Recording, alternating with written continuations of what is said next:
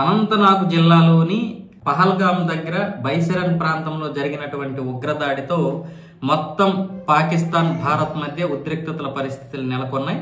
అయితే భారత్ చేపట్టినటువంటి ఆపరేషన్ సింధూర్తో పాకిస్తాన్ కకావికలమైపోయింది. ఆ తర్వాత షాబాజ్ షరీఫ్ చేసినటువంటి కాపీ క్యాట్ పనులు ఇవన్నీ కూడా నవ్వు తెప్పించాయి. అయితే ఇప్పుడు పాకిస్తాన్ ప్రధాని షాబాజ్కి చెందినటువంటి ఒక పుస్తకం అయితే ఆయన జీవిత ఆధారంగా విడుదలైంది. అతను కశ్మీర్ పండిట్ అని తెలుస్తోంది. పాకిస్తాన్ లోని అత్యంత ధనిక కుటుంబాల్లో ఒకటైన షరీఫ్ కుటుంబం మామూలు కశ్మీర్ లోని అనంతనాగ్ లో ఉన్నాయి. వీరి పూర్వీకులు కశ్మీర్ పండితులని పాకిస్తాన్ ఏ హార్డ్ కంట్రీ అనే పుస్తకంలో బ్రిటిష్ రచయిత లైవెన్ అనటోల్ పేర్కొన్నారు. ఈ కుటుంబం కశ్మీర్ నుంచి అమృత్సర్ సమీపాన ఉన్న జాతి ఉమ్రా గ్రామానికి బ్రిటిష్ హయాంలోనే తరలి వెళ్ళింది.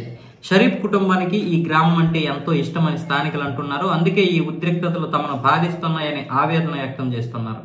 జాతి ఉమ్రా గ్రామంలో షరీఫ్ పూర్వీకులకు ఒక హవేలి అంటే భవంతి ఉండేది.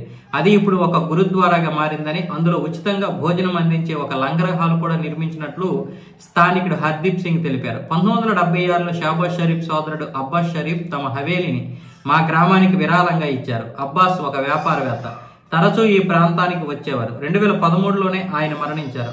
అప్పట్లో హవేలీ పక్కనే చిన్న గురుద్వారా కూడా ఉండేది. గ్రామస్తుల విరాళాలతో దీనిని అభివృద్ధి చేసుకున్నామని హర్దీప్ సింగ్ అయితే చెప్పారు.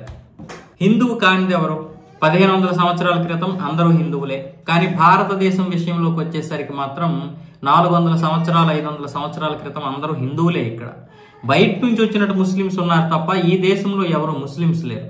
ఆ తర్వాత ఒకరి తర్వాత ఒకరు హిందూ ముస్లింలోకి మారడం, ఆర్థిక పరిస్థితులు భయపెట్టడం, అలా అన్ని రకాలుగా ముస్లింలోకి వెళ్ళిన తర్వాత మారిన తర్వాత మళ్ళీ ఇక్కడ ఉన్నటువంటి వారికి పిల్లలు పుడితే వాళ్ళు మళ్ళీ ముస్లింస్ అవ్వడం, అలా ఇది. కానీ మొత్తం ఫోర్ ఫాదర్స్ అందరూ కూడా వీళ్ళ ఫోర్ ఫాదర్స్ అందరూ కూడా హిందువులే.